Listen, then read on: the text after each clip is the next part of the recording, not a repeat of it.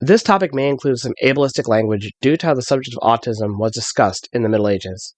Consider this a content warning, and please understand this is being discussed in an informative manner. We feel that self-advocacy is crucial for being able to understand those among us who belong on the autism spectrum, and we try our best to convey this faithfully throughout our series. But who is this person? Old fans probably know it, but if you're new, let me introduce.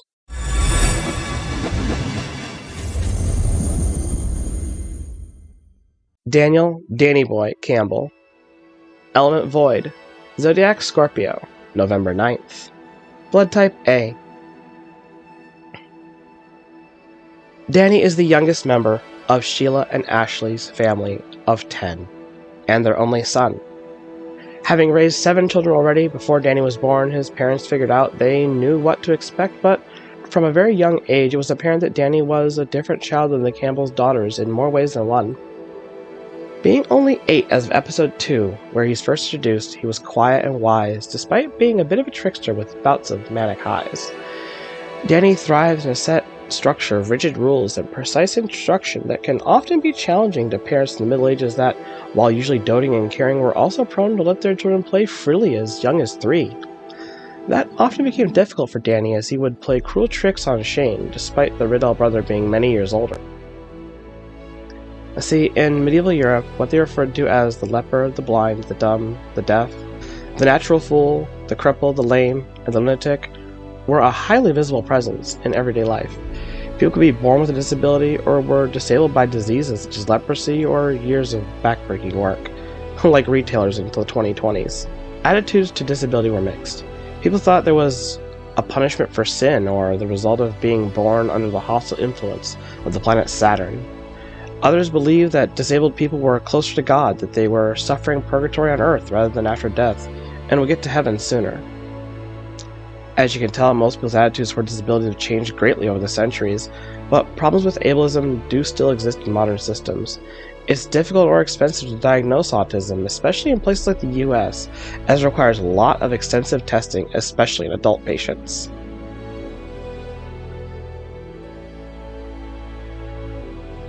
Autism is a spectrum, you see, so it doesn't quite have one set of rules to perform a diagnosis on.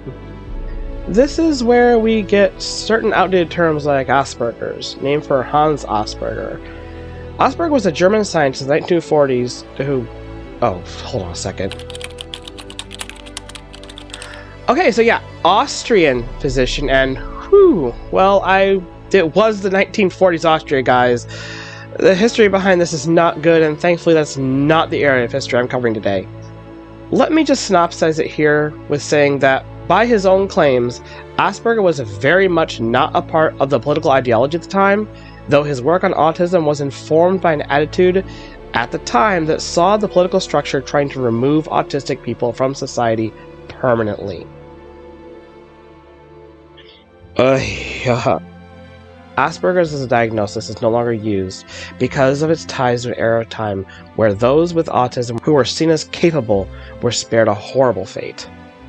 Thankfully, at around the same time, we had Leo Kanner, whose work on infantile autism has informed our current perspective of it as a spectrum. Though much of the terminology has changed, leprosy is now Hansen syndrome, the natural fool is autistic, or the lame and cripple have limited mobility or loss of limbs, and lunatics cover a broad range of mental illnesses from anxiety to dissociative identity disorder, all of which require our grace and compassion. That isn't it, though. Did you know that sometimes disabilities or neurodivergence in the Middle Ages were blamed on fairies? Found in European folklore, the changeling was a fey creature said to be left behind as a substitute for supernatural kidnappings of a human being, usually a child, through Scandinavian and Irish folklore. There were also times where adults were taken and the changeling would be left in its place.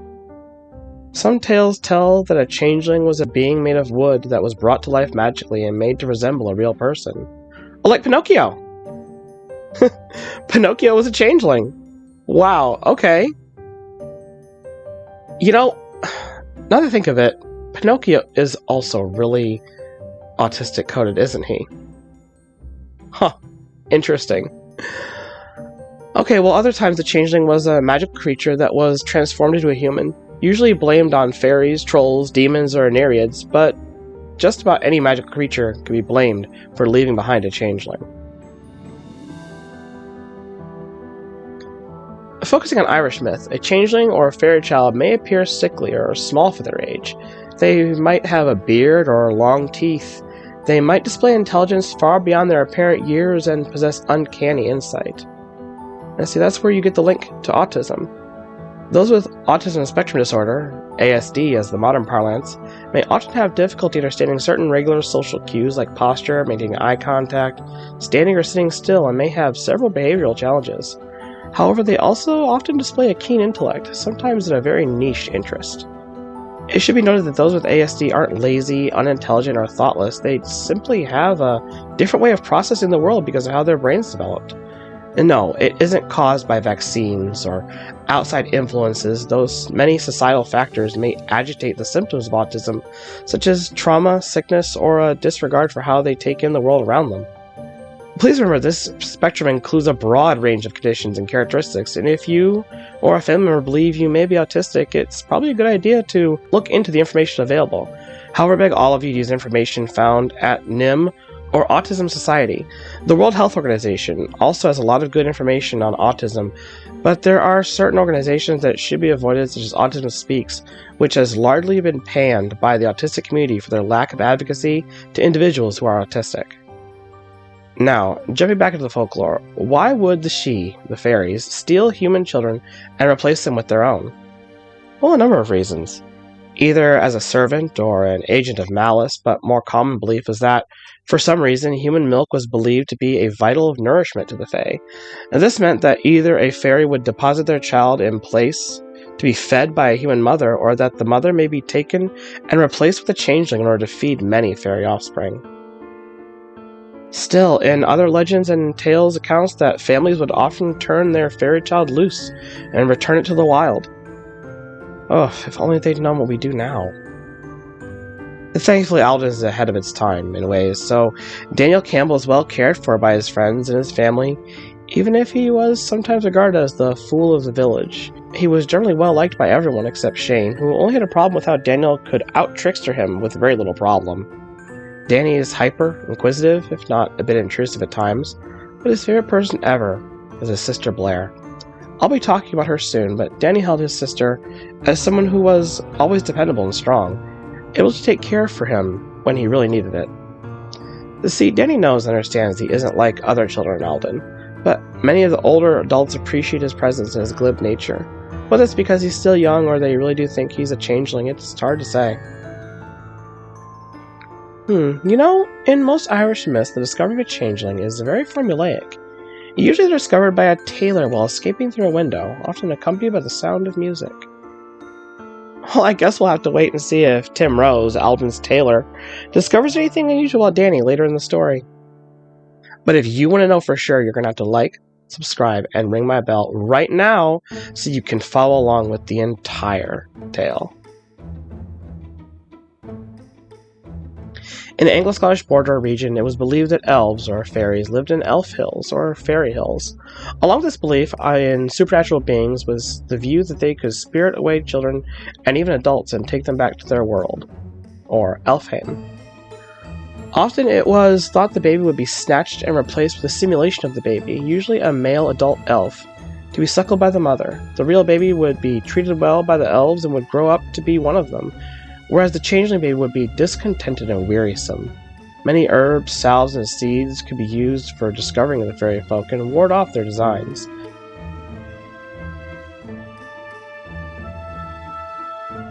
Danny is very youthful, with a love for cakes and bugs. Being a void element, he's often dark and thoughtful, but with a boisterous side where he feels extremely at home with those around him. His favorite fairy-type creatures is the Irish puka, so he's not exactly beating the changeling allegations with that, as he'd really like to meet one day.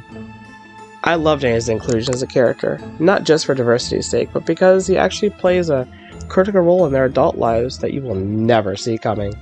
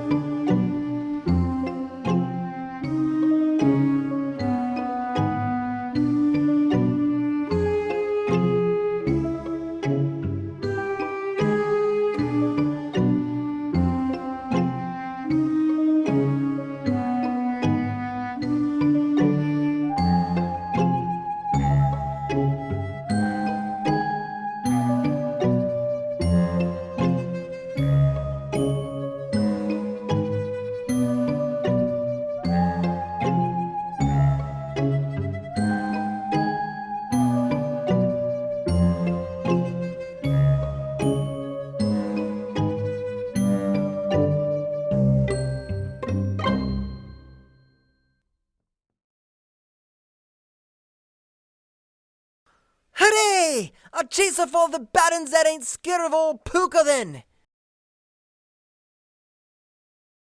Episode 4 is well under works and slated for sometime this spring, so be on the lookout for that. I've already included a couple teasers to the channel if you'd like to go find them. Check the Shorts tab. As always, I'll be providing a link for Shalak down in the description, so show them some business. I'm sure they'd really appreciate it. Or, if you want these bingo books to keep going, Patreon is the best way to support this channel. Not only are you supporting us, but then we turn around and change that money to great art, music, voiceovers, comics, maybe even merch like shirts, hats, or plushies one day. But you'll also get access to the Tales of Atonement coloring pages, the Monomyth comic book, music tracks, and even the Monomyth ebooks, so that you can read the entire story of Season 1 months before it hits YouTube. All for only $1 a month. Check the link if you want to look into that. Some of our great patrons include Shadow Fox, Arya Gamari, Charles Tam, Jace Morland, and Lunder Lumen. Thanks for watching, everyone.